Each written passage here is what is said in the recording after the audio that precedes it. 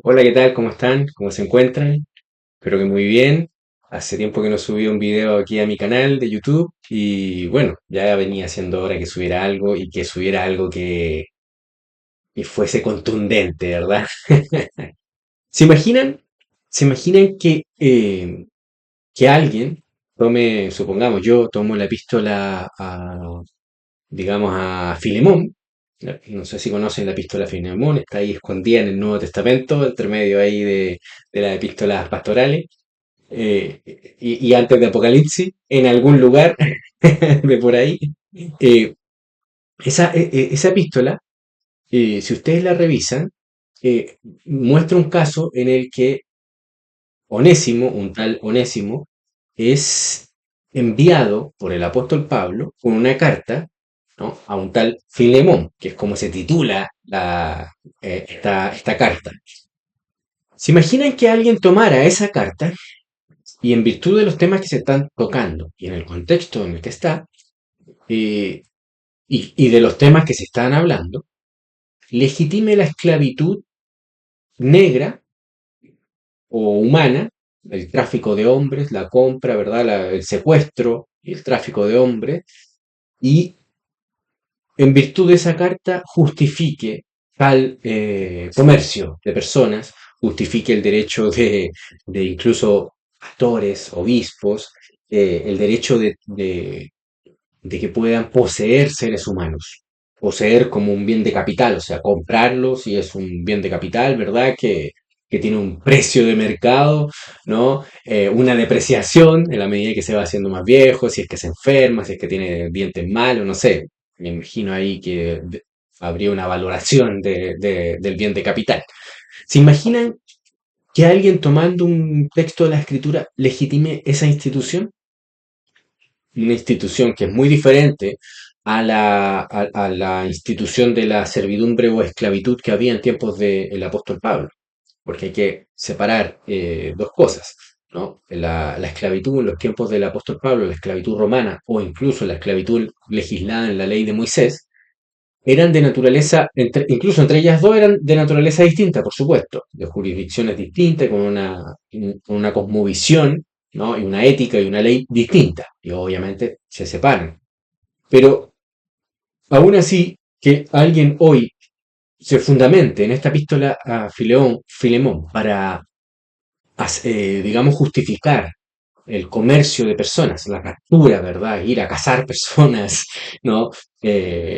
Cazarlas, encadenarlas y llevarlas a un mercado para ofrecerlas como botín, o, perdón, como bien de capital, con un precio de mercado. Y obviamente dependiendo de la condición del bien de capital, varía ese precio, dependiendo del sexo, ¿verdad? Y todo el tema.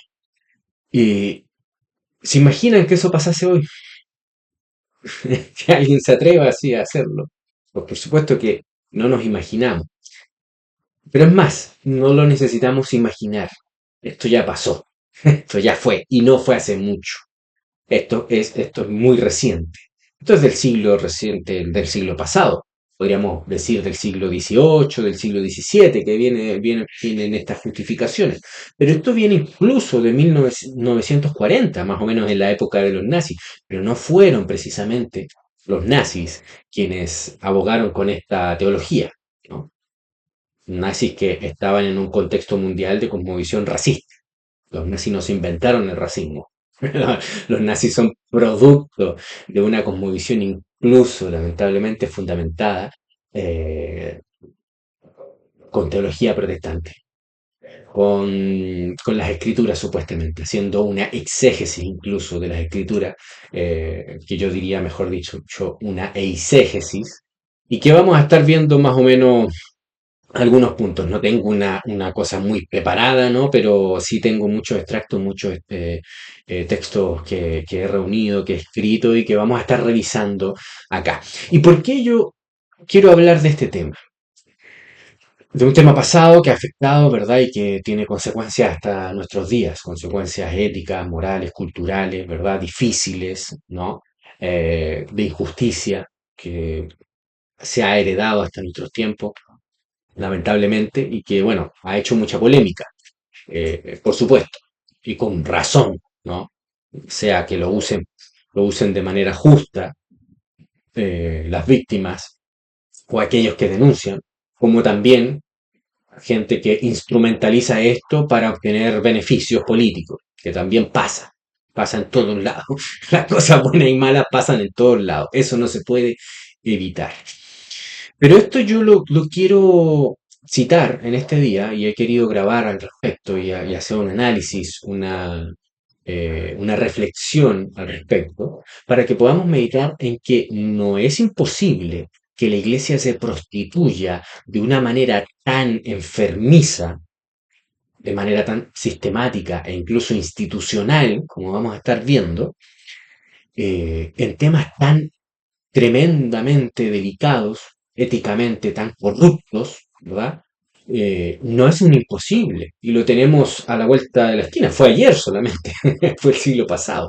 De modo que no pensemos que como iglesia hemos llegado a un punto en el que somos impecables, imposibles de corrompernos sistemáticamente e institucionalmente.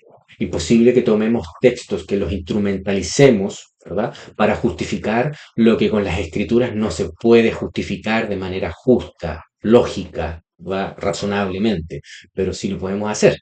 Y para ello quiero hacer uso de este episodio lamentable en la iglesia, y en especial de la iglesia protestante, porque esto es un problema endémico prácticamente de la iglesia protestante, que también la iglesia católica romana tuvo sus problemas, pero ahí los vamos a dejar a ellos, que ellos hablen de eso y que ellos se hagan cargo de eso. Nosotros vamos a estar hablando desde el ámbito protestante, que lamentablemente fue mucho más intenso y mucho más grotesco que el caso de la Iglesia Católica Romana, que la Iglesia Católica Romana tiene sus otros episodios grotescos y groseros, ¿verdad? Como por ejemplo lo que pasaba en los tiempos de Lutero y la reforma, y que dio lugar a la reforma protestante.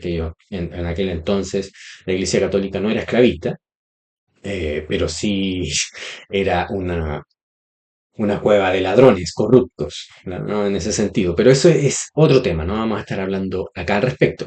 El propósito entonces es poder reflexionar y que no creamos que es un imposible que la iglesia, y que es la tesis que tiene un servidor de hace varios años ya, de que la iglesia esté prostituida y esté instrumentalizando textos, como es el caso de Romanos capítulo 13, como es el caso de Primera de Pedro capítulo 2, ¿verdad? Entre otros muchos textos, que toman esos textos, los tuercen, no los leen verdaderamente en el sentido que se debería leer, y que yo ya he escrito al respecto y he hecho videos al respecto de cómo debemos interpretar Romanos 13, cómo debemos interpretar Primera de Pedro, cómo debemos interpretar incluso la institución del rey en el contexto de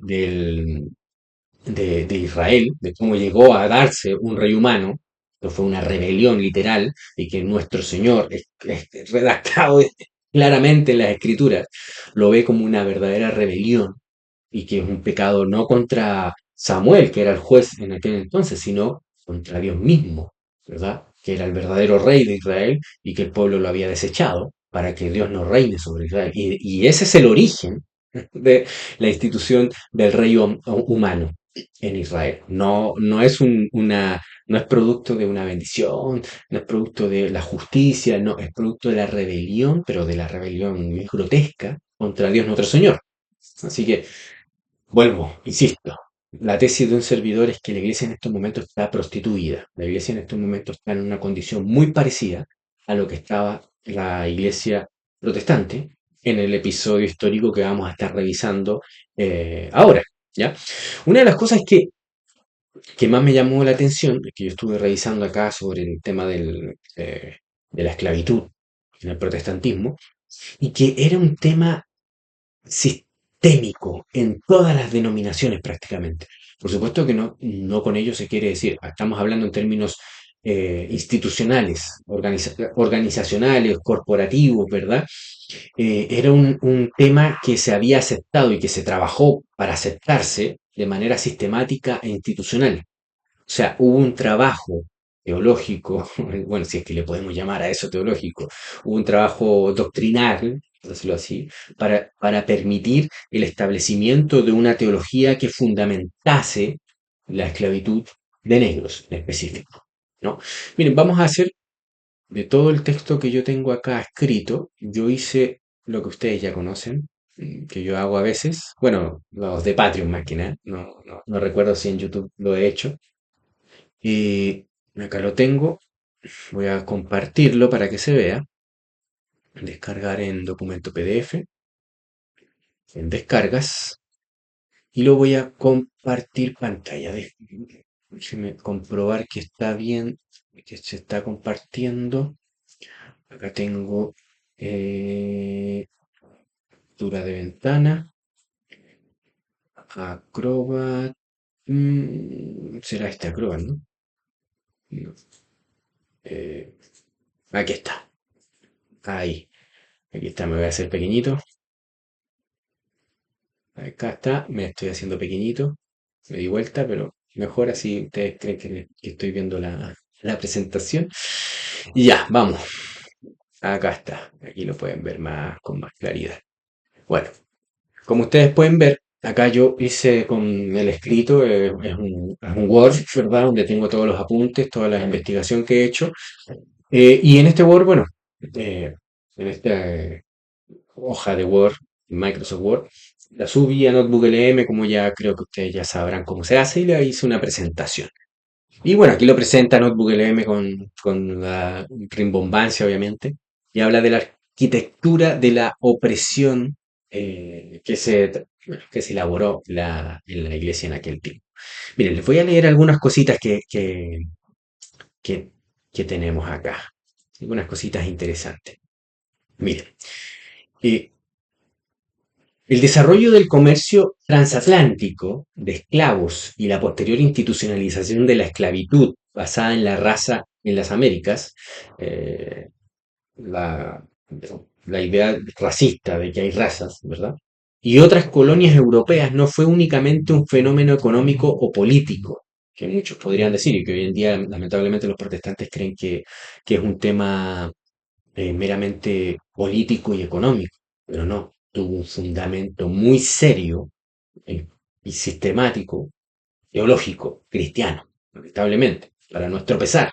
Durante los siglos XVII al XIX, y parte del XX también, como vamos a estar corroborando, diversas denominaciones protestantes desempeñaron un papel central en la creación, en la defensa y en la perpetuación de un sistema que deshumanizaba sistemáticamente a los africanos negros. A través de una exégesis bíblica altamente selectiva, por supuesto, como hacen la mayoría de los que se prostituyen al mal, por eso es que siempre te citan un versículo solamente, y no son capaces de entender la Biblia en todo su contexto, solo saben repetir la, digamos, los mantras, saben repetir solamente los ideologemas. Romanos 13, Primera de Pedro 2, bueno, en aquel tiempo prepararon a otras mentes torpes, inútiles, idiotas, para, para repetir esos mismos ideologemas, pero para justificar ya no al Estado, sino para justificar la institución de la esclavitud. A través de una exégesis bíblica altamente selectiva y la construcción de una antropología teológica que fue categorizaba, a los negros como seres intrínsecamente inferiores o maldecidos. Los líderes eclesiásticos proporcionaron el andamiaje moral necesario para sostener y legitimar la esclavitud. ¿Qué paralelo veo yo? Ah, porque yo estoy tratando de establecer este contexto y compararlo con el contexto que nosotros tenemos.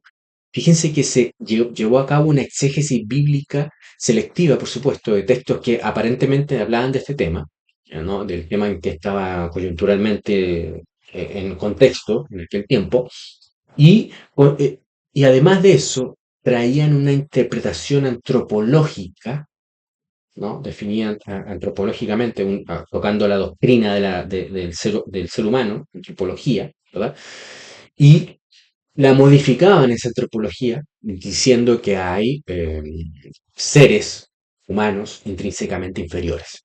Aquí están tocando, ¿verdad?, la jerarquía ontológica de los seres humanos, que siempre en toda herejía se hace uso de esta herejía, bueno, de esta mentira, de que los seres humanos tenemos una jerarquía ontológica y unos que están por encima en la cadena del ser de otros.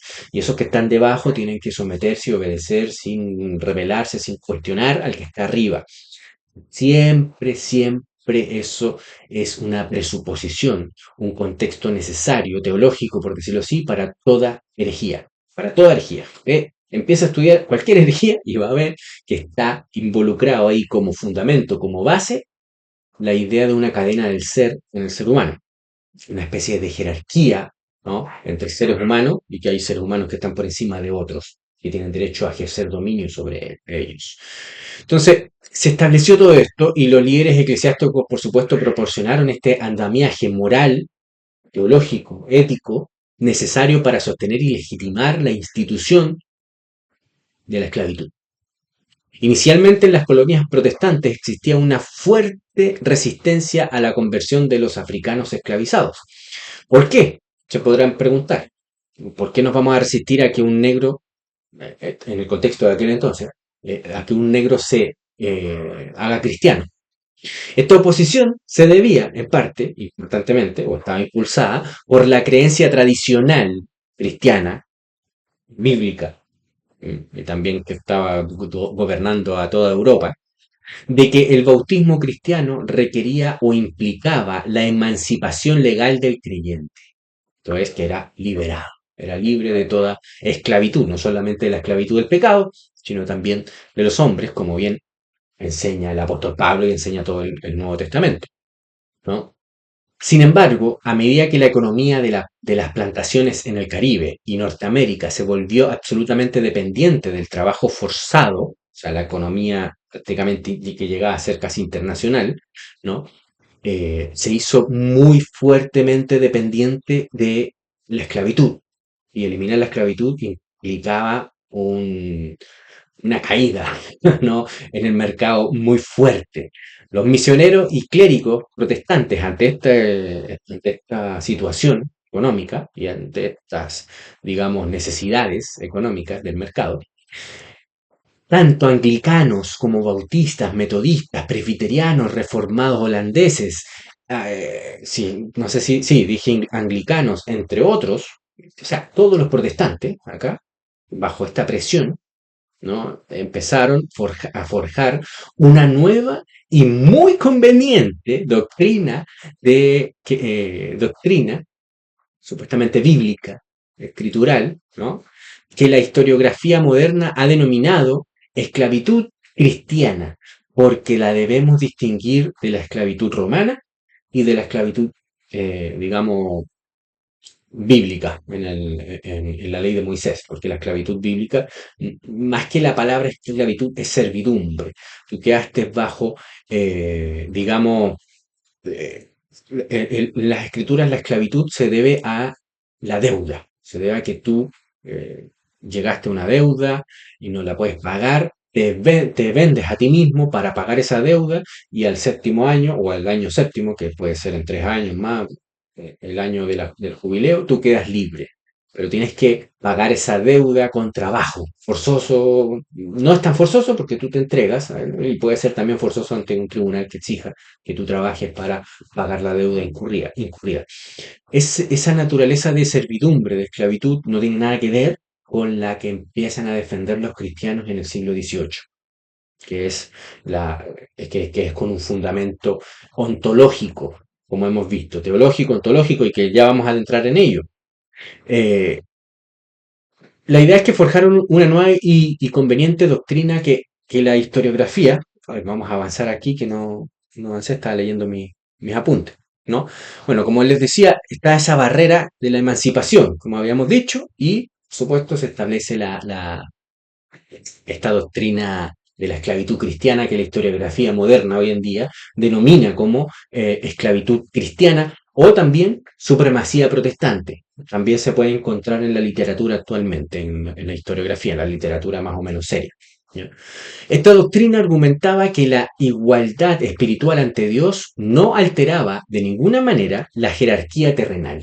Fíjense aquí la, las Se está asumiendo la jerarquía.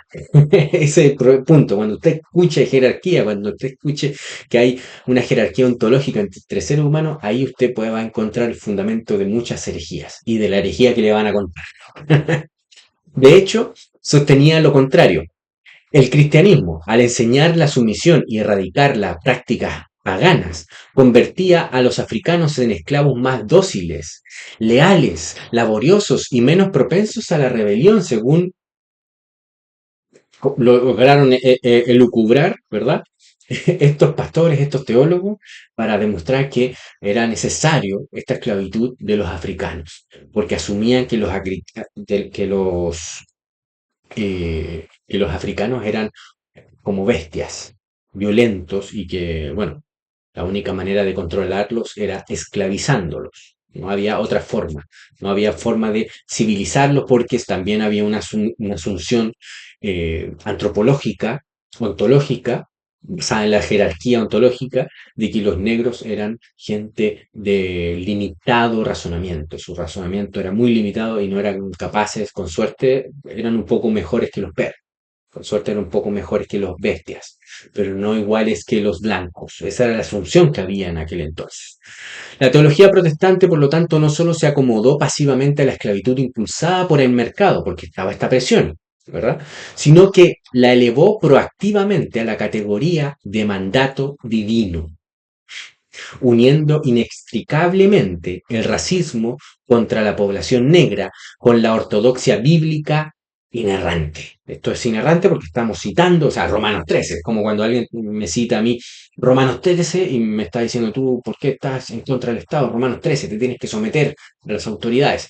Y lo citan así nomás y se quedan felices. Bueno, de la misma manera, estos pastores y estos evangélicos que siempre han existido, citaban, bueno, estos evangélicos eran mucho más, lo más terrible, cuando estos evangélicos son entendidos, son personas preparadas, personas formadas y empiezan a defender estas cosas, son más peligrosos aún, son más peligrosos aún.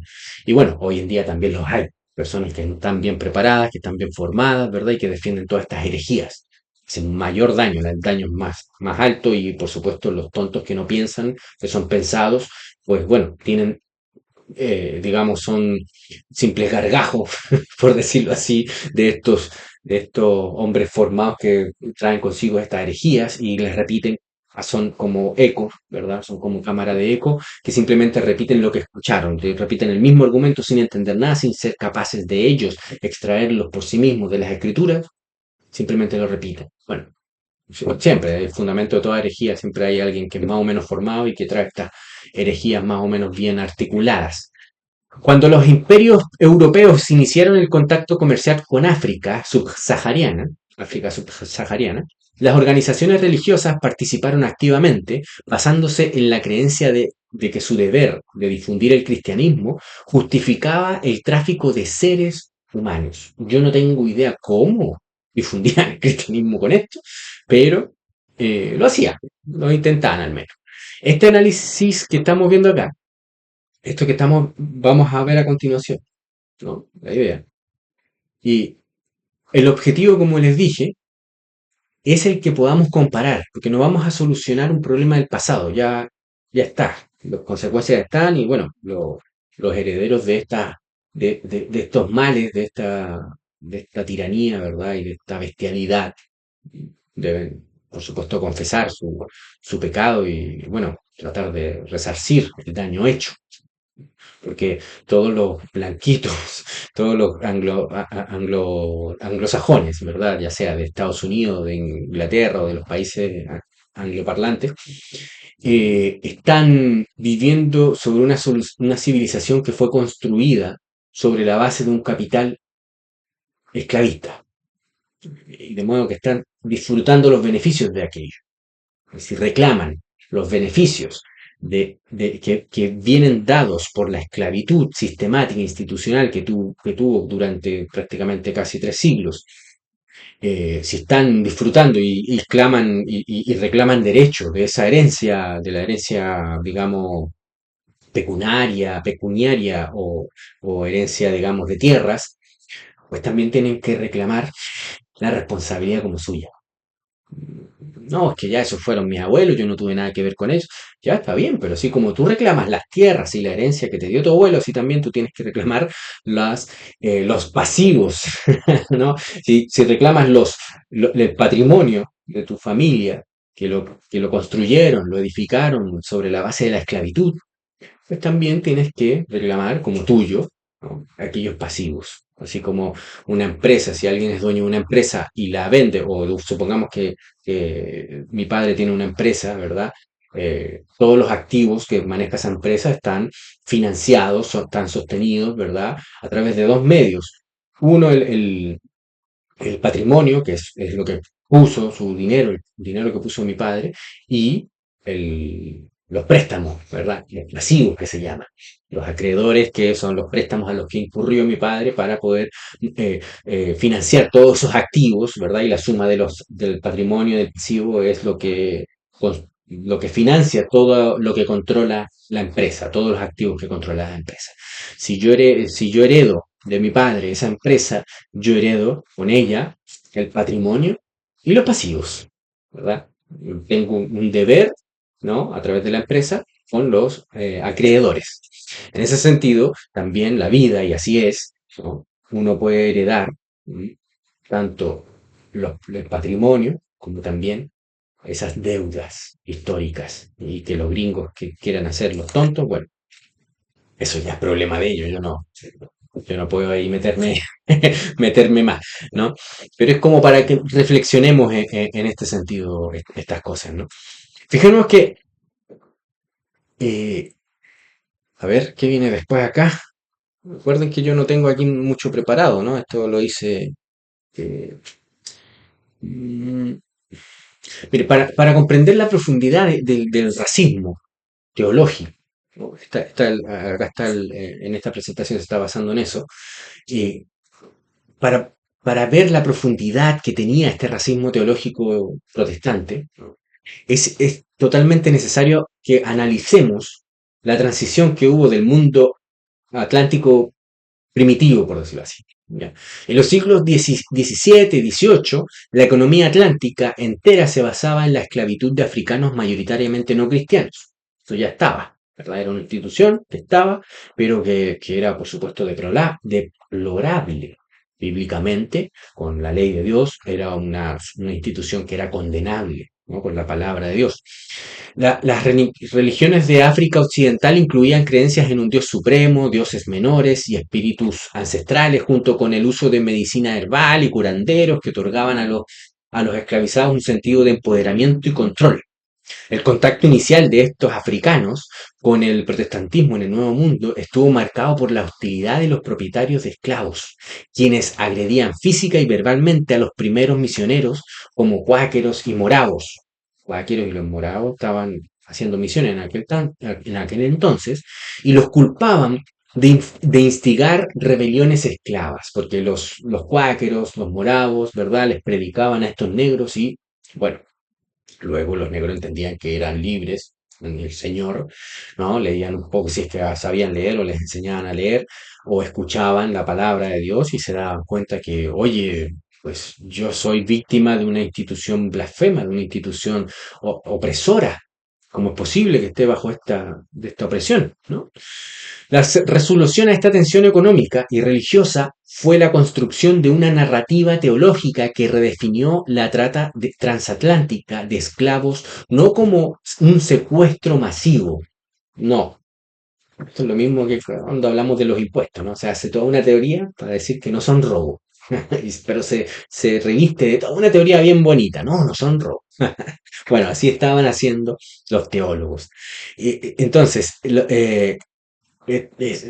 redefinieron esta trata de esclavos no como un secuestro masivo, sino como una audaz misión de misericordia. Que se podrá preguntar, ¿cómo miércoles la esclavitud puede redundar en una misión, puede ser comparada con una misión de misericordia? Bueno, esto es lo que decían ellos.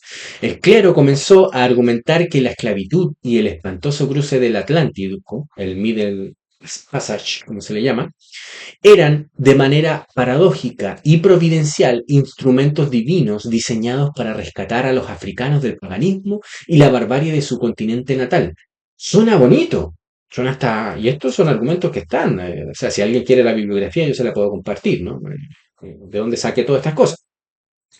Suena bonito, ¿no? Pero el problema es que lo sacaban de su lugar para llevarlos a un lugar peor. O sea, te sacan de Guatemala para llevarte a Guatepeor, como dirían los antiguos, ¿no? Bueno, no, no tan antiguos. Al llevarlos al Nuevo Mundo, la esclavitud los exponía a la luz del Evangelio, decían ellos. Claro, fantástico. Y a los beneficios de la civilización cristiana. Pero los beneficios para esclavos negros, no los beneficios para los blancos, por supuesto. Pero era un beneficio, ¿no? Líderes de diversas denominaciones comenzaron a proclamar que el aparente mal temporal del sufrimiento físico que padecían estos negros, ¿verdad? Era insignificante en comparación con la ganancia eterna de la salvación del alma africana. Maravilloso, o sea, hay que premiarlos a estos tipos, ¿no? Por lo que estaban haciendo.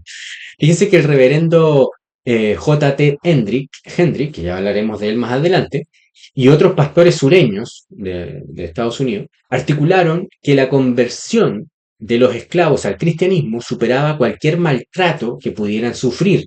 O sea, si un negro se convertía, pues bueno, debía estar agradecido, pues. Y ese gran beneficio debería ser la fuente que les permita tolerar todos los males que le vendría después. Ese es como el argumento, ¿no? Enmarcando la institución como una herramienta indispensable para la expansión religiosa. Fíjense cómo elucubraron un tremendo argumento, bien, bien, digamos, bien elaborado, bien articulado, que parece así como que llega a ser piadoso incluso, ¿no? Para justificar una institución maligna, una institución de mierda, ¿no? En ese sentido. Pero se logró. Pero fíjense, se logró justificar de esa manera. Y no, no paramos ahí porque hay muchos más argumentos. Y aquí simplemente estamos haciendo un resumen de aquello. Esta lógica perversa y circular transformaba al capitán del barco negrero y al propietario de la plantación en agentes directos de la labor misionera de Dios. Fantástico que están haciendo la obra de Dios y más encima manso negocio. Qué mejor, o sea, mejor cristiano que yo no existe, porque si estoy haciendo la obra del Señor y al mismo tiempo me estoy forrando en dinero, pues bueno, soy la maravilla, pues Dios me está bendiciendo. Más de un siglo después, esta misma lógica de superioridad civilizatoria sería utilizada para justificar la opresión racial en el sur global, ¿no? En el sur de Estados Unidos. Se llegó a afirmar que Dios jamás habría permitido el sufrimiento de la esclavitud si los esclavos hubiesen de permanecer paganos, lo que implicaba que la cristianización era la justificación final de la institución. O sea, la cristianización de estos negros, como fin, justificaba el medio, la esclavitud. Todo súper cristiano, súper conservador, súper justo, súper bíblico, según en sus mentes, ¿no? En sus mentes depravadas, ¿no? En ese sentido. Vamos a ver acá. eh, bueno, aquí queda claro la síntesis que hace Notebook LM. Veamos ahora la... Miren, aquí hay algunos presentes. En esta presentación se muestran algunos argumentos exegéticos de cómo se defendía la esclavitud. Tengo aquí unos temitas, pero mejor no los voy a leer porque si no los voy a hacer muy largos, ¿no? Vamos a ver. Citemos algunos. Miren, antes de ver esto, quiero ver si Notebook LM, acá está. Ya. Fíjense, miren, aquí hay algunos, las instituciones que favorecieron la esclavitud fueron prácticamente todas las denominaciones protestantes, en la práctica fueron todas. No me aparecen aquí, pero vamos a dejarlo ahí como, como marco, mientras yo voy explicándole un poco de las denominaciones y de cómo es, todo el mundo protestante, prácticamente la totalidad, defendió la esclavitud, la justificó teológicamente, ¿no? En términos institucionales, corporativos, no estoy con ello diciendo que todos y cada uno de los cristianos, ya sean bautistas, presbiterianos, metodistas, anglicanos, ¿verdad? Defendiesen tal cosa. Todos y cada uno. No necesariamente, pero sí la gran mayoría. Y podríamos acusarlos a todos por extensión, obviamente, porque pocos se opusieron, ¿no? Lo mismo pasaría con la Alemania nazi, ¿verdad? La iglesia en la Alemania nazi, por supuesto que fue cómplice de todo lo que pasó, en ese sentido. Entonces, los bautistas. Los bautistas, empecemos con estos bautistas, que fueron los más racistas, los más comprometidos, ¿verdad? Hasta el punto de ir a la guerra, si fuese necesario, para defender su racismo. La Convención Bautista del Sur. La historia de los bautistas en Estados Unidos refleja una transición drástica desde posturas de ambivalencia o moderada posición a la esclavitud hacia una defensa teológica sistemática e inquebrantable. Por supuesto, siempre hay matices, siempre hay, digamos, la realidad siempre es mucho más compleja que simplificarla en una historia, en un video aquí de una hora, con suerte, siempre es mucho más complejo.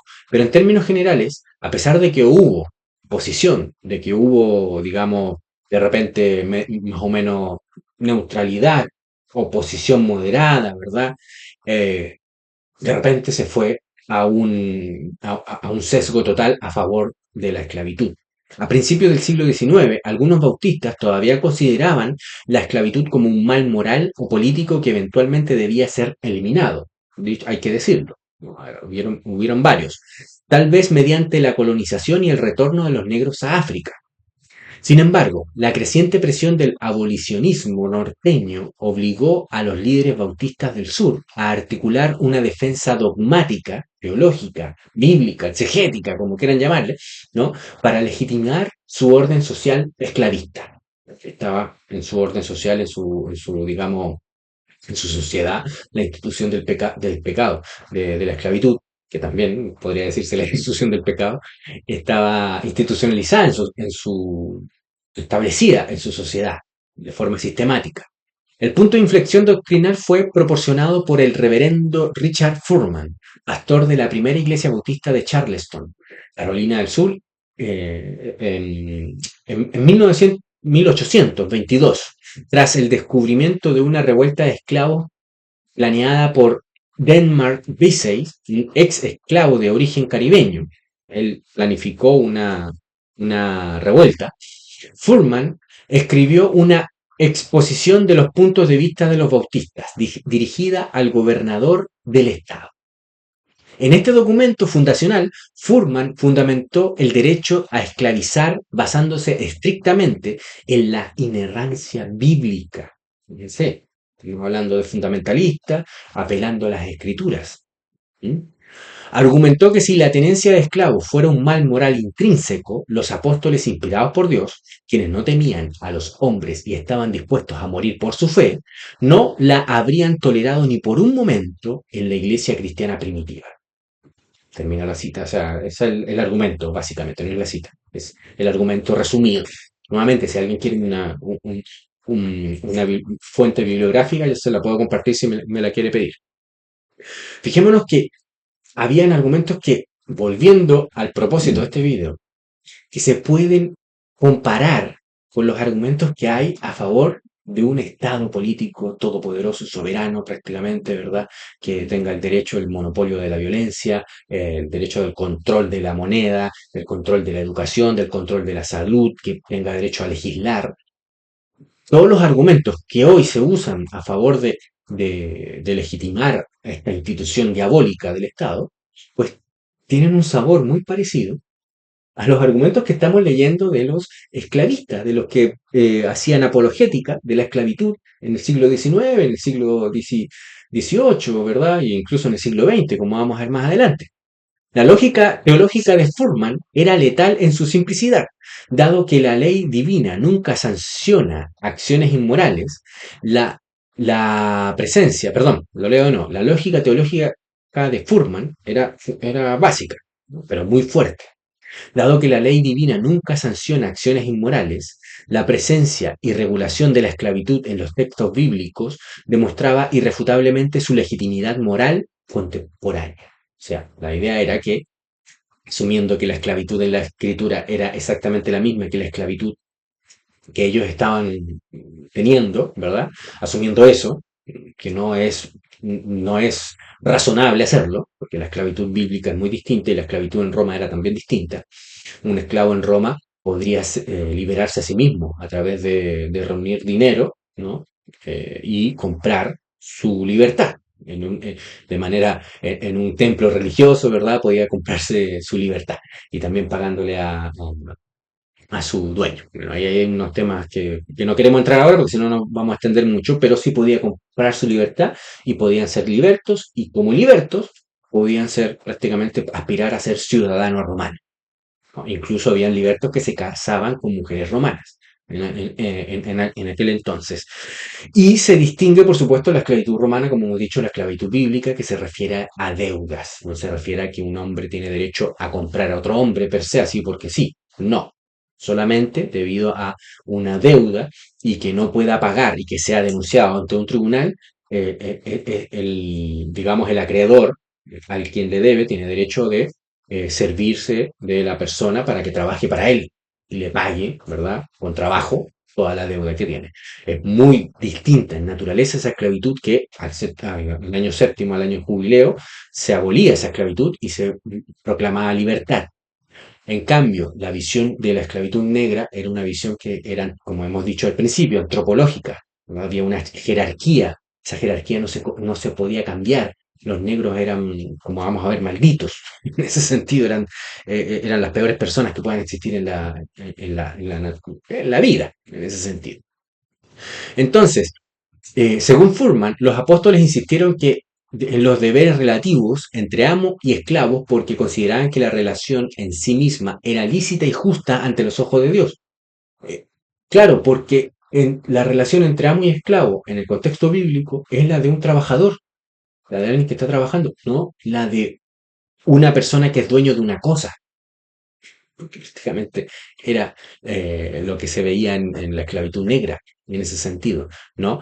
Y no es comparable, no es comparable, además de que el apóstol Pablo, es claro, lo dice en la escritura, si tenemos la posibilidad de ser libres, pues busquémoslo.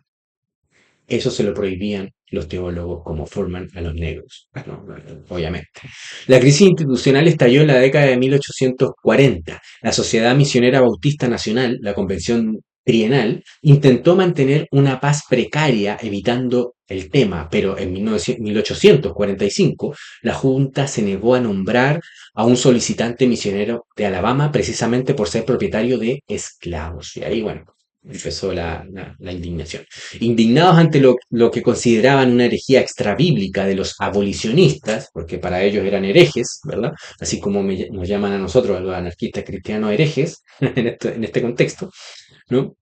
Los delegados del sur se separaron y formaron la Convención Bautista del Sur, ¿m? Que conocía en inglés como, por sus siglas, SBC. En su declaración al público fundacional en 1845 justificaron su secesión afirmando explícitamente que la esclavitud era una institución divina apoyada por evidencias abrumadoras en las escrituras, en las sagradas escrituras, y vital para el bienestar de la sociedad civil. Argumentos muy parecidos, muy parecidos, que me huele a esto mismo, que se dan a favor del Estado. Es absolutamente necesario y hay evidencias abrumadoras en las Sagradas Escrituras y vital para el bienestar de la sociedad civil que exista el Estado. Por lo menos vemos el paralelismo, ¿ya? A lo mejor los defensores del Estado tienen razón, solo que ya he demostrado que no, pero bueno. Argumentaron que las escrituras revelaban claramente el establecimiento de la esclavitud por parte del propio Dios. Aquí podríamos seguir andando entre los bautistas, pero ya más o menos tenemos el contexto. También estuvieron los metodistas. Los metodistas también pasaron del abolicionismo con Wesley, ¿verdad? El compromiso con el esclavismo. Por lo mismo, por las presiones económicas, institucionales que habían en aquel entonces, porque en un principio el metodismo era abolicionista.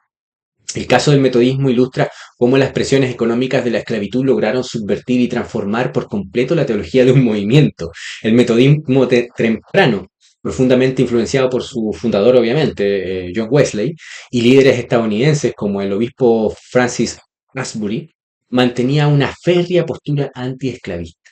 Wesley consideraba la esclavitud como el vilipendio de todas las religiones. Con toda razón, aquí estamos con Wesley hasta el final. Y las conferencias metodistas originales a fines del siglo XVIII exigían a los predicadores itinerantes que emanciparan a sus esclavos, como cualquier hombre decente y cristiano debería hacer, si es que se le ocurrió en algún momento caer en el grave pecado de comprar a una persona para servirse de ella. Ahora, si lo compras para liberarla, bienvenido sea, ¿no? Sin embargo, la expansión de la inmensamente lucrativa economía de la plantación algodonera y la feroz resistencia de los laicos y políticos del sur obligaron a la Iglesia metodista a diluir sus prohibiciones de manera progresiva y sistemática para poder mantener su influencia en la región. Y ahí todo esto llevó en la lógica luego de defender a través de las presiones. Uno no se da ni cuenta cuando pasan estas cosas, te vas entregando de a poquito hasta que al final no te das ni cuenta cómo cambió todo y ya no es la institución que era, ¿no? Ya no es el movimiento, la denominación que era. Cambió absolutamente y terminó, por supuesto, defendiendo la esclavitud, ¿no? En ese sentido. Eh, por ejemplo, el, teólogos metodistas del sur como William Casper de Carolina del Sur y William A. Smith de Virginia desarrollaron defensas racistas y proesclavistas sólidas que contradecían, por supuesto, las enseñanzas de John Wesley. Casper argumentó que la abolición no era una cuestión religiosa o moral, sino una cuestión puramente civil y política. No, separación, reino de Dios y reino del hombre, ¿no? Bueno, no creo que haya dicho algo así, pero hay argumentos, siempre se puede racionalizar todo en ese sentido. Y así se justificó a través de los metodistas la esclavitud. El caso presbiteriano es más terrible aún porque el presbiterianismo y los reformados son los que entregan argumentos mucho más estructurados, exegéticos incluso, y más elaborados, más racionales, más potentes a favor de la esclavitud. Debido a que el presbiterianismo tenía un alto estándar en el sentido de preparación, de formación, en ese sentido, y por tanto los defensores, a pesar de que torcían las escrituras, a pesar de que blasfemaban al momento de citar las escrituras de esa manera, pues lo hacían de una manera muy convincente, como cualquier hombre preparado, filósofo, cualquier tipo que esté formado, ¿verdad? Y que sea malo o que defienda una mentira, es peligroso porque la va a defender con argumentos muy buenos en ese sentido. No verdaderos, pero muy buenos en términos dialécticos. El presbiterianismo en los Estados Unidos experimentó fracturas múltiples, por supuesto, también hay que decirlo. Primero se dividió por cuestiones teológicas en 1837 entre la vieja escuela, la conservadora, y la nueva escuela, la más progresista. Y luego, a lo largo de líneas geográficas directas, al estallar la Guerra Civil en 1861. Los presbiterianos del sur produjeron a varios de los intelectuales y teólogos proesclavistas más articulados, sistemáticos y respetados de la época, incluyendo al que había citado anteriormente, a J. H. Thornwell, que es James Henley Thornwell, Thornwell, o como se pronuncie, a Benjamin Morgan Palmer, a uno muy conocido por acá por los presbiterianos hispanohablantes, al tal Robert Lewis Dabney, que tiene una teología sistemática, y el moderado norteño Charles Hodge. Lamentablemente también Charles Hodge cayó en esta mierda, también se embarró con mierda, cuya teología brindó cobertura intelectual a la institución, lamentablemente. Vemos que enseñaba James Henley Thornwell. Este teólogo desarrolló y popularizó una doctrina eclesiológica fundamental conocida como la espiritualidad de la Iglesia. Según este principio dogmático, la Iglesia era una institución puramente sobrenatural, fundada sobre los hechos de la redención y diseñada exclusivamente para otorgar gracia. Así separabas tú la cuestión cristiana de los hechos operativos, materiales, políticos, ¿verdad? De la realidad. Era un pietista más, ¿no? Este tipo. Como tal, la Iglesia no tenía ninguna jurisdicción bíblica para interferir en las instituciones civiles, políticas o económicas del Estado. O sea, teníamos el diablo en casa. Si la Biblia no condenaba explícitamente la esclavitud como un pecado, la Iglesia no tenía autoridad para declarar que lo fuera. Paradójicamente, mientras Thorwell afirmaba que la Iglesia no debía entrometerse en la política, utilizaba el púlpito para defender agresivamente que la Iglesia estaba obligada por la autoridad de la palabra de Dios a permitir y proteger la esclavitud y a dar toda la argumentación y el relato para defender esta institución maligna. Acusó a los abolicionistas del norte de formar sus opiniones independientemente de la Biblia, como cualquiera de estos obispazos que se paran detrás de un púlpito, ¿verdad? Y hacen esas acusaciones. Digo, acusó a los abolicionistas del norte de formar sus opiniones de forma independiente de la Biblia, de maldecir al sur con sus simpatías y de promover un espíritu inherentemente ateo y racionalista. Nuevamente, defender y racionalizar una herejía, una mentira, es fácil, eso se puede hacer, sobre todo si estás bien formado, sobre todo si tienes, digamos, una formación que te permita elucubrar y articular buenos argumentos. Charles Hodge, y este es como el que más me duele, ¿no? Porque es un teólogo al que yo leía mucho. Teólogo de Princeton y líder de la vieja escuela en el norte, ejemplifica cómo el racismo teológico no era un monopolio sureño.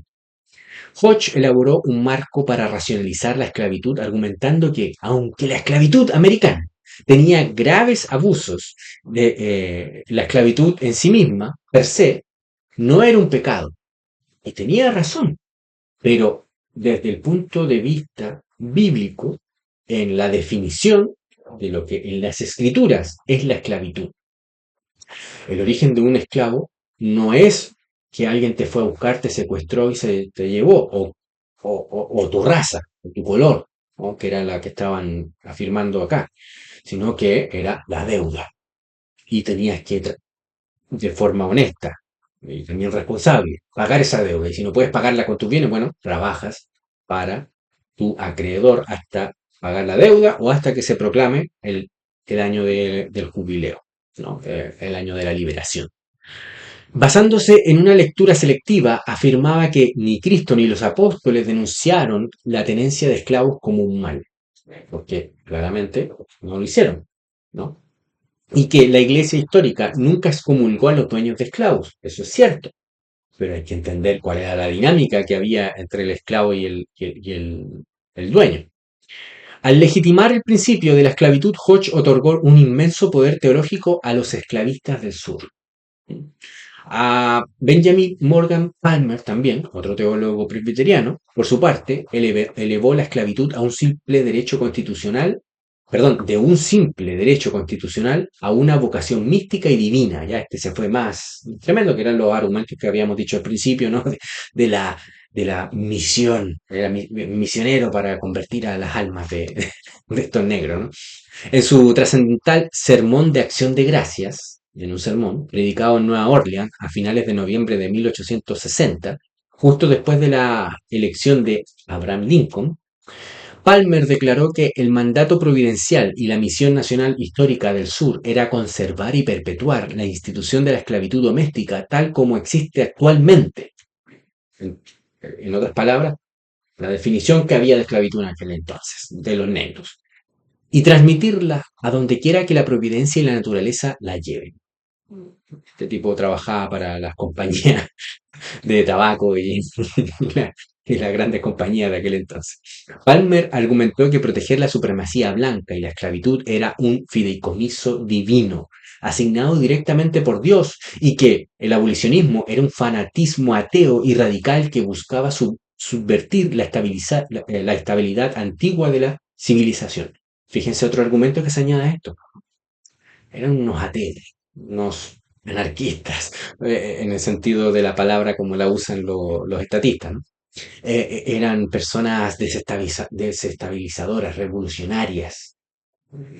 Esos también son buenos argumentos que usan los herejes contra aquellos que se oponen a sus mentiras y a sus herejías y a su humanidad, básicamente.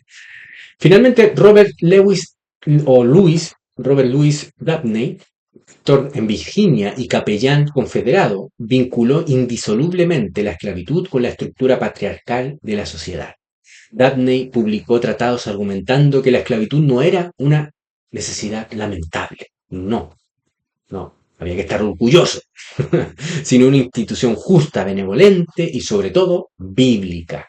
Dabney mantenía que había una correlación inquebrantable entre la sumisión de los esclavos a sus amos y la sumisión de las esposas a su marido, advirtiendo que el feminismo, derechos de la mujer que se estaban reclamando en aquel entonces, y el abolicionismo eran impulsados por el mismo espíritu subversivo que buscaba destruir el orden jerárquico establecido por Dios. Estos argumentos, que no son para defender lo que estaba defendiendo Robert Louis Dabney y los otros que hemos visto, son, digamos, como igualitos, tienen la misma forma, el mismo, eh, la misma estructura, por decirlo así, de los argumentos que nos tiran a los anarquistas cristianos, aquellos que decimos que el Estado es una institución maligna, el Estado es una institución que elevó la esclavitud a nivel sistemático y total, ¿no? Institucional y sistemático, sin, digamos, discriminar en raza, en sexo, en nada, ¿no? Y por tanto aumenta la maldad de esta institución. Bueno, podríamos hablar de los luteranos, que también el luteranismo tuvo un silencio institucional, porque sabemos que el luteranismo lamentablemente tiene una doctrina que es sumisa al poder, se entrega totalmente al poder, ya de origen luterano, directo de los escritos de Lutero, debido a las dinámicas que tuvo Lutero con con los campesinos. Empezó a irse muy sesgado al poder de los señores de aquel entonces y bueno, sus escritos solo han servido para legitimar el estatismo e incluso establecer el contexto que permitió el surgimiento del nazismo, ¿verdad? Y de toda esa tiranía y toda esa locura estatista, ¿no? de Alemania, y que no encontró oposición alguna, no es que uno que otro tipo independiente, ¿verdad? Casi que por su nombre, oponerse a Hitler, pero en términos institucionales, corporativos, nadie se opuso a Hitler, fue todo un abrazo a Hitler y qué maravilloso Hitler, en ese sentido, ¿no? Bueno, aquí tenemos el resumen, como les comentaba.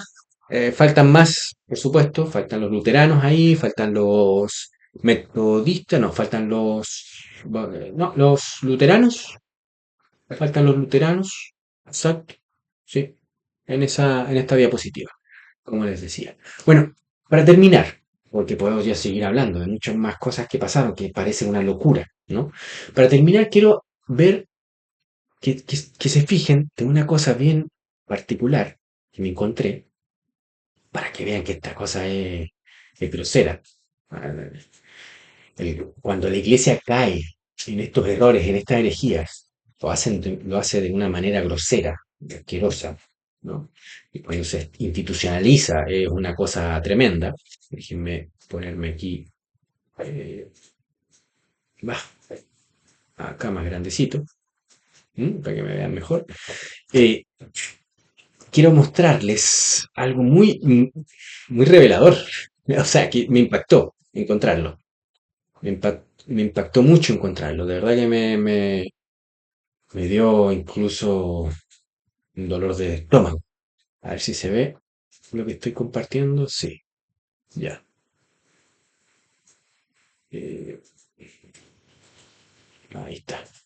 Ya, esto que ven ustedes acá es una muestra de los catecismos que se escribían en los tiempos de la esclavitud, ya cuando ya está institucionalizada la esclavitud negra en las iglesias protestantes, se redactaban catecismos, y uno de esos catecismos es este que está acá, que es oficial, aquí está, incluso es propiedad de, de Perman, de una editorial muy importante en Estados Unidos, que es una editorial académica, no es simplemente editorial así que hasta libros nomás, no, es una editorial académica. Tiene este catecismo, que es un extracto, ¿no? De un catecismo, pero que había muchos catecismos que se escribían para los esclavos, para los negros. Y yo me di el pequeño trabajo de traducirlo y quiero leerles algunas preguntas y respuestas que estaban en estos catecismos. Fíjense que dice, la primera pregunta dice, ¿quién impide que las serpientes y todas las cosas malas te hagan daño? La respuesta es, Dios lo hace. Qué bueno, cristianos, como están discipulando a los negros. Siguiente pregunta, ¿quién te dio un amo y una ama? Respuesta, Dios me lo dio. Siguiente pregunta, ¿quién dice que debes obedecerlos? Respuesta, que debe repetir los negros. Dios dice que debo hacerlo. ¿Qué libro te dice estas cosas? La respuesta que deben dar los negros es la Biblia. Si se fijan, las respuestas son siempre en simplecitas porque obviamente hay que asumir que los negros no piensan mucho. Estoy simplemente transmitiendo la idea subyacente de este catecismo, ¿no? No es mi opinión personal, obviamente, evidentemente, ¿no? ¿Cómo hace Dios toda su obra? Respuesta, Él siempre la hace bien. Fíjense cómo preparan la mente, la sugestionan para que ellos acepten la condición deplorable, inhumana, en la que los mismos cristianos blancos los habían llevado violentamente. Ellos supuestamente creyendo que estaban haciendo el bien. ¿Le gusta a Dios trabajar? La respuesta es sí, Dios está siempre obrando. ¿Trabajan los ángeles? Sí, hacen lo que Dios les dice. ¿Les gusta trabajar? Sí, les agrada trabajar para Dios. Eh, Otra pregunta, ¿qué dice Dios acerca de tu trabajo? La respuesta que debía dar un negro, el que no quiera trabajar, que no coma. O sea, le están preparando para que su mente sea trabajar, trabajar, trabajar, trabajar como esclavo, trabajar como negro. Pregunta, ¿tuvieron que trabajar Adán y Eva? Sí, tenían que cuidar el huerto. ¿Era difícil cuidar ese huerto? No, era muy fácil. Siguiente pregunta, ¿qué hace que ahora sea tan difícil cultivar las cosechas? Respuesta, el pecado lo hace. Fíjense, ahí están preparando, obviamente, teológicamente, con algunas verdades. Pregunta siguiente, ¿qué te vuelve perezoso? Mi corazón malvado. Pregunta siguiente, ¿cómo sabes que tu corazón es malvado? Lo siento todos los días. Sí, tiene razón, pero lo estaban instrumentalizando estas verdades para controlar las mentes de estos pobres hombres desgraciados, ¿verdad?, que tenían esclavizados. ¿Quién te enseña tantas cosas malvadas? El diablo. ¿Debes permitir que el diablo te enseñe? No, no debo. Tanto estaban sugestionando toda la mente de estos negros para que obedecieran a sus dueños, trabajaran solamente y no escucharan a otros que te vienen a traer un mensaje distinto del que te han dicho que es el cristianismo. O sea, intento reírme para no llorar ante esto, porque esto es evidencia histórica. Estos son catecismos elaborados, quizás incluso hasta Charles Hodge participó en uno de estos catecismos. Estamos hablando de cosas terribles, horrendas, asquerosas, o sea, cosas que son inaceptables. Así de simple. Cosas que no entiendo cómo pudimos.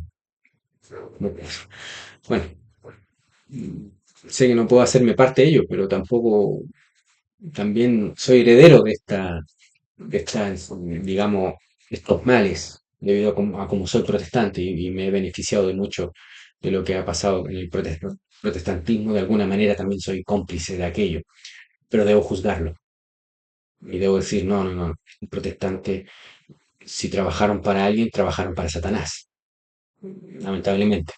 Así de simple. Hay que juzgarlo, hay que entenderlo. De alguna manera Dios permitió que esto pasara, ¿no? Pues son cosas difíciles, extraño. Yo puedo tener una respuesta teológica clara, ¿verdad? Basándome en la providencia, la predestinación de Dios, sí, pero también Dios nos da una responsabilidad y, y estos tipos van a dar cuenta de aquello, ¿no? De todo ese mal, ese daño que hicieron a tantas familias, cuántas familias separaron, ¿no? No sabemos cuánto hubo. Tampoco estoy defendiendo que eran blancas palomitas los negros, no lo sé. Cada uno se tiene que juzgar según su responsabilidad, según sus delitos, según sus crímenes, ¿verdad? Y por tanto no es decir, no, es que todos los negros eran puros violentos y gente mala y por eso tenemos derecho a esclavizarlos. No.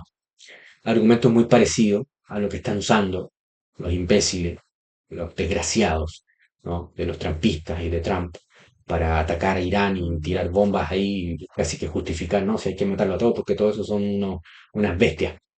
Y en virtud de esa antropología que se crean, de esa visión del hombre persa, ¿no? Porque no es hombre árabe, es el hombre persa, eh, justifican todo lo que le están haciendo, todo el ataque. ¿No? No, hay que juzgar por personas, no estamos las naciones no existen en el sentido ontológico, no tienen una responsabilidad ontológica, claro, digamos, como personal, no actúan, son personas que actúan, y esas personas tendrán que dar cuenta, cada una de ellas, ¿verdad? Pero tú no puedes englobar todas en un saco y bombardearlos. No, no se puede. Simplemente, ¿qué es lo que hace el maldito de Netanyahu en Gaza? Bombardeando todo Gaza, a todo Palestino sin importar si es niño, si es mujer, si es adulto, si tiene que ver o no con los terroristas, no, bombardearlos a todos. Esa mentalidad de los esclavistas que incluso pastores, teólogos grandes, elaboraron grandes argumentaciones, ¿verdad?, a favor, apologías a favor de la esclavitud, no se ha ido de la iglesia. La iglesia sigue padeciendo enfermedades, no la misma de la esclavitud, que también puede haber algunos paralelismos, no la misma, sino otras enfermedades, y entre ellas la enfermedad del estatismo. Y con estatismo quiero decir la justificación de la institución del Estado, no que mucho Estado, no, no, no. Estado es imposible que sea pequeño, el Estado es imposible que sea un Estado limitado, ningún Estado es limitado al declarar soberanía. O sea, dejémonos de ridiculeces. El Estado es un usurpador del trono de Cristo. Y por eso que reclama soberanía, blasfema contra el Hijo. ¿Cómo puede ser decirte tú cristiano y defender tal blasfemia? Defender una institución que está llena de sangre, llena de injusticia en sus manos. Es imposible. Pero bueno, tú puedes, como los esclavistas, tomar algunos textos como Romanos 13, distorsionarlos totalmente, ¿verdad? Para defender a Satanás, ¿no? Defender tu status quo y, y pararte en un púlpito y, y estar muy cómodo en tu conciencia. Seguramente Charles Hodge estaba muy cómodo en su conciencia, seguramente Robert Darney y todos los citados, ¿verdad? Y todos los cristianos en aquel entonces que justificaban la esclavitud tenían su conciencia muy tranquila. Seguramente los obispazos que hoy enseñan la necesidad de estados modernos, ¿verdad? Y toda esa servidumbre y todo el expolio sistemático que se lleva a cabo que se lleva a cabo actualmente en todas las naciones, sus conciencias están tranquilas, seguramente, ¿verdad? Seguramente todos aquellos que defienden la legitimidad del Estado, seguramente todos aquellos que defienden la legitimidad del Estado americano, con todas las injusticias que ha hecho y que yo he denunciado, algunas, porque son muchas más de las que yo he denunciado, como lo es la persecución y opresión de los inmigrantes, como lo es el asesinar a personas que se han opuesto a esa persecución, ¿no? No violentamente, o a menos no con una, digamos, con una acción que amerite que los asesinen, y los han asesinado. La administración de Trump está manchada de sangre o el caso de las lanchas venezolanas que supuestamente llevaban droga. Nunca lo sabremos, nunca sabremos si esas personas, quizás por necesidad, porque no lo sabemos, no sabemos si eran verdaderamente asesinos, mafiosos, o si eran personas que por necesidad, porque tenían a su esposa enferma o a su familia con hambre, tuvieron que arriesgarse y trasladar esas lanchas. No lo sabremos nunca porque los bombardearon. No lo sabremos nunca. Eso no es justicia y justificar todas esas acciones por una teoría, por una doctrina muy parecida a la teología esclavista de estos hombres que hemos revisado aquí someramente, eh, justificar por Romanos 13, porque el Estado es para castigar al malvado y todo el cuento que nos hablan, eso no te libra de defender la injusticia, no te libra de la responsabilidad que vas a dar a Dios, ¿verdad? Las cuentas que vas a dar a Dios por haber apoyado ese mal. Y puedo seguir citando. Por ejemplo, ahora mismo, hace poco, las bombas que envió la administración de Trump a Estados Unidos y que derribaron una escuela, ¿verdad? Bombardearon una escuela de niñas en Irán, donde murieron más de 100 niñas. Eso no hay como, no sé, es que de verdad es ridículo tener que argumentar que eso está mal. Asimismo, es ridículo sería, en los tiempos de estos abolicionistas, tener que argumentar que la esclavitud está mal. Pero no era, digamos, no era visto como ridículo, era visto como revoltoso, como hereje, como perverso aquel que lo estaba diciendo o denunciando. Bueno, así mismo está pasando lo que pasa hoy en día. Por eso que quería citar esto y quizás va a haber una segunda parte en la que veamos, porque quedé por el tiempo, no pude hacerlo, veamos los argumentos exegéticos que presentaban estos esclavistas, la teología esclavista, que era prácticamente sistemática en todo el mundo protestante, protestante anglosajón, ¿no? Bueno, casi todo el mundo protestante en realidad, que defendían con las escrituras y vamos a hacer un análisis de esos textos. Y luego, bueno, vamos a comparar con los argumentos que dan a favor de la legitimidad de la institución del Estado, compararlo, ver si podemos hacer una comparación a aquello. Un abrazo, mis hermanos, que Dios les bendiga y disculpen lo largo, pero era necesario porque estos temas son para largo, no son para un videíto de 10 minutos. Y yo hablo para personas que quieren entender un poco más profundamente estos temas, no para el que quiere divertirse un rato, pues para eso, pues yo no me dedico a eso. Un abrazo, que Dios les bendiga. Chao, chao.